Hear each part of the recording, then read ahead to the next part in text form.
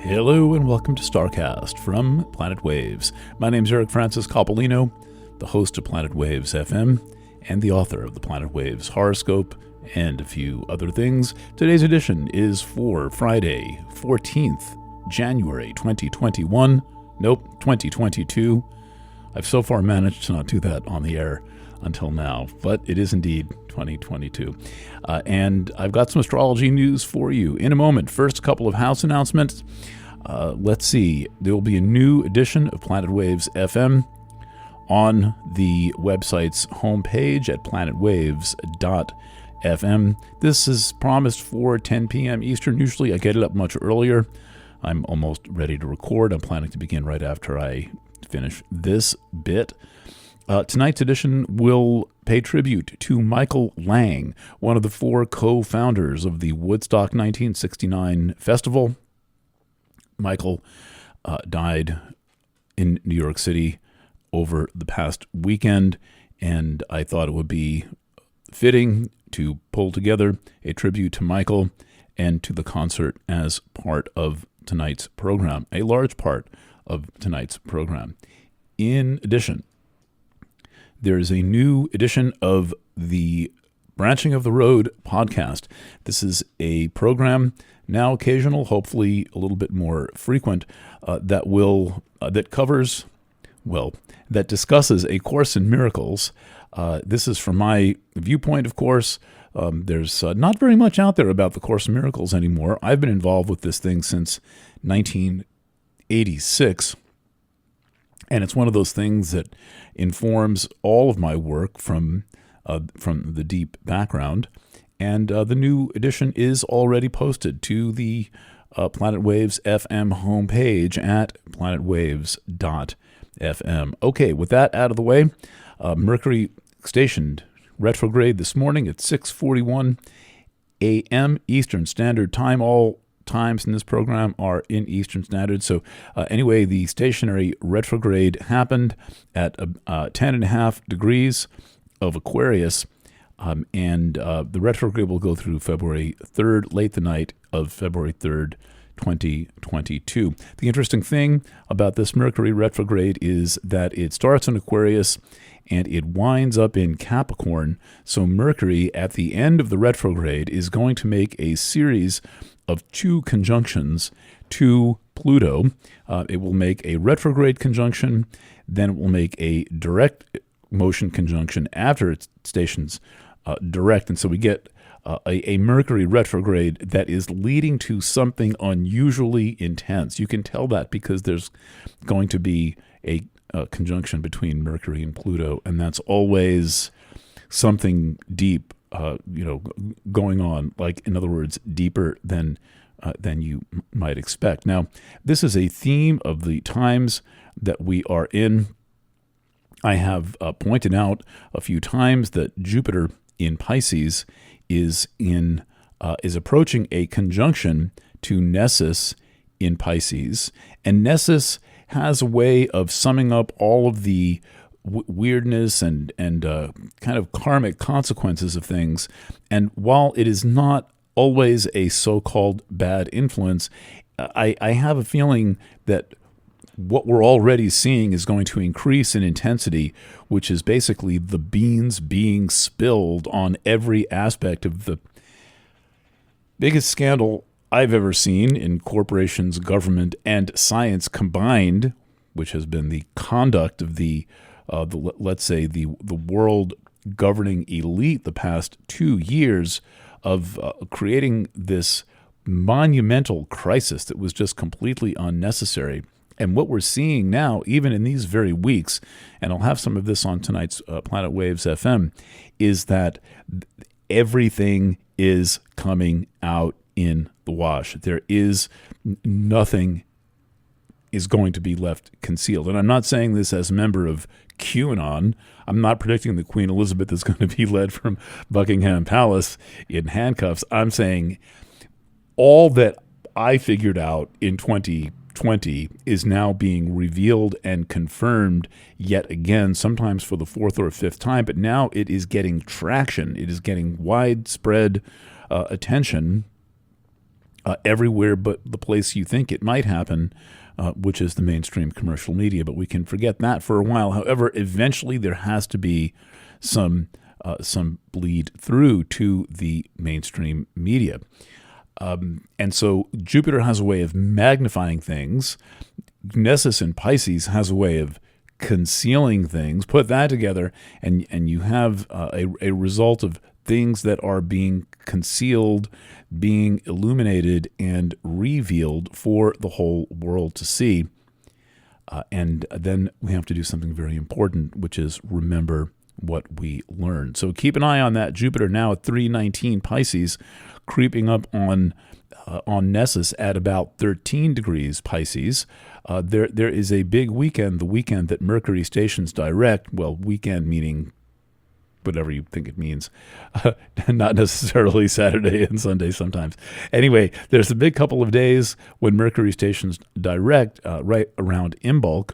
That is to say, the cross-quarter day where the sun reaches the midpoint of Aquarius, where it will soon be, beginning its trip across Aquarius. Will end with that. And then 1 month later, there's an absolutely extraordinary few days coming up where the Jupiter Nessus conjunction and a whole bunch of other stuff going on all at once. Of course, I will keep you apprised of that as the situation develops. As for what we've got right now, we're in a rather wild moment. Casting the chart for this very instant, the moon is moving toward late Gemini, where it's going to make a square to the Pallas Neptune conjunction. I talked about that last week. The conjunction of Pallas and Neptune brings together all the delusion, denial, drugs, deception, and delusion, and all that of Neptune, all those D words combined with politics and law in the form of Pallas Athene in Pisces. So there's an exact conjunction, Pallas in Pisces conjunct Neptune in Pisces, and the moon is about to make a square to that. So that's stirring up the pot on that, and that's more of what we're looking at in earlier Pisces, a little bit earlier in Pisces with Jupiter conjunct Nessus brewing up over the next month and a half or so. Now, as for the immediate moment, our immediate time, Friday, Saturday, Sunday, and even just looking at tonight, the moon is in Gemini, and it is square Neptune, and it is about to make an opposition to Mars. So that is very hot, volatile astrology. We've got an air sign combined with a fire sign. We've got the moon conjunct with opposition to Mars. So that's kind of like controversy ready to happen. And then combine this with the kind of flammable, gaseous nature of Neptune in a conjunction to Pallas Athene. So we've got a lot going on, especially Friday night, overnight, into Saturday. Now, this is all kind of extra inflamed by the fact that we are moving toward a full moon in the sign Cancer. So that takes place on Monday, and let's get a look at when the moon enters the sign Cancer. That'll be our next little whistle stop. That's January 15. The moon enters Cancer Saturday, January 15 at 11:10:33 a.m. Eastern Time. All times are in Eastern Time. And that is the official beginning of full phase. If you're wondering what my definition of full phase is, yes, technically you might see it as a waxing gibbous moon, but once the moon is in the sign opposite the sun, and the sign where the full moon will take place, in my view, that is when full phase has begun. So full phase begins a little after 11 o'clock on Saturday morning Eastern, and we immediately get some real hot action there, with the moon making an opposition to fire goddess Vesta in Capricorn, and then an opposition to Pholus in Capricorn, Pholus being the second centaur. And this is the centaur that has the sensation of the uncontrolled release. It has the sensation of the genie coming out of the bottle. That bottle can include a liquor bottle. So this is one of those times when you want to keep your drinking down to a dull roar and don't even think of having a sip of anything and then getting behind the wheel of a car. You're just asking for trouble. Things can escalate under the influence of anything making an immediate aspect to Pholus. So that aspect takes place a little bit later in the day on Saturday. And the moon continues on its way through the sign Cancer. And then it reaches, along with this, the moon makes a trine to Jupiter. So put this all together. Moon trine Jupiter in Pisces, moon opposite Pholus in Capricorn. I'm going to double up on my caution about, let's say, doing any alcohol out of the house, or when you have to have any important conversation or so forth.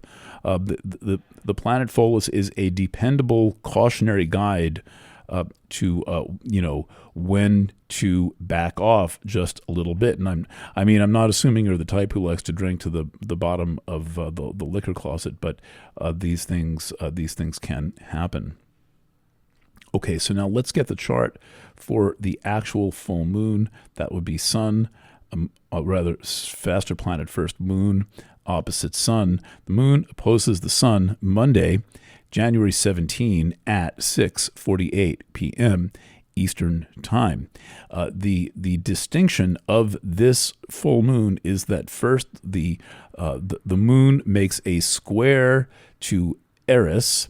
Eris is a kind of another one of those hot, chaotic influences that's very much a symbol of the zeitgeist of our times. I think Eris represents the ravaging of the human personality matrix and the soul orientation that we might have by digital technology, by digital conditions. I don't mean your phone per se. I mean full digital conditions. The fact that there's basically digital every place you look, and every man, woman, child, and bug on the planet is influenced by everyone swimming deep beneath the waves of full digital conditions. We're all like SpongeBob SquarePants living on the bottom of the ocean in all of this digital insanity. And what it is doing is taking us out of our bodies. It's taking us out of our common sense, out of our senses, all at the same time. And if you're wondering why it's possible the world has gone so insane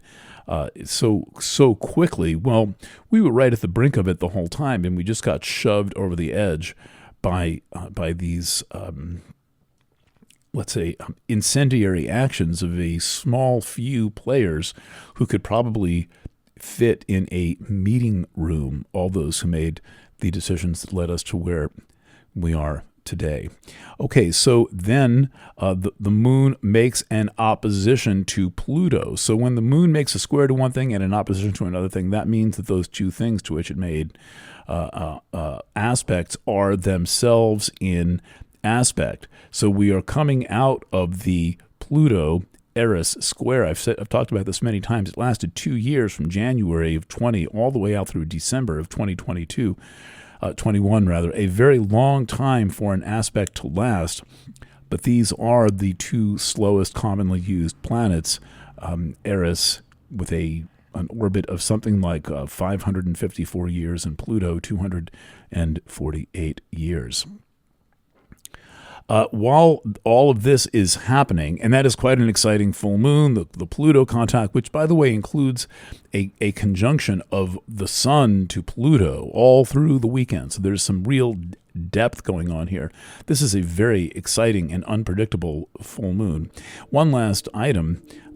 Mars is going to be conjunct. It is and will be conjunct the galactic center through all of this tuning into that homing energy, that spiritual homing signal that is the galactic center.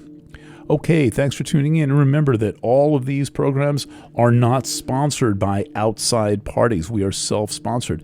And that means that your subscriptions to Planet Waves, that is to say membership, if you go to the planetwaves.net website and click Become a Member, you'll see what we offer.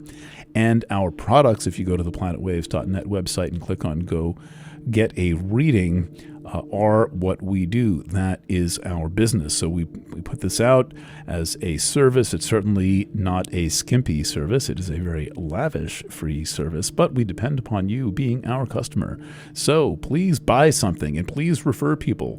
Get someone a gift. Do something. Help out a little. We love being here for you. All right, signing off from Kingston, New York at 2:28:38 p.m. on a chilly Friday afternoon. This is Eric Francis. Bye for now.